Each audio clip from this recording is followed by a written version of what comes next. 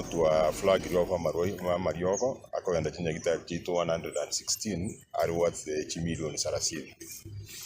Marioko yakoenda kurua dispensary mpaka referral hospital ya itoga iga Nyamira kuhakikishanga kirudio ulio ndwensi ugocha chenye kitabu chito bwate bururi bondo mwensi tonya kwa Dr.Mogoi na kuhakikishanga karako sokuru nyekitari usekarari nyekitari ito komatora Marioko ali atakiri. That we are really working hard to ensure that we get to 100%. If you check what comes as supplied, it's 81% of what we ordered. We still have another order that we are intending to make of 20 million to ensure that some of the essential commodities that were not in KEMSA are also supplied so that we can get to 100% in terms of our fill rates within our health facilities.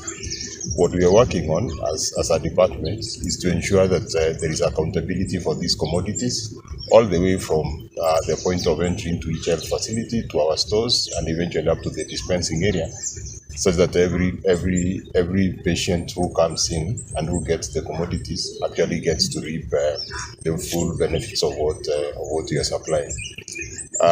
My only urge to our health workers and also to the citizens out there, let's judiciously use what we've received. We shall be making another order possibly again to KEMSA mid next quarter, that is around February or March,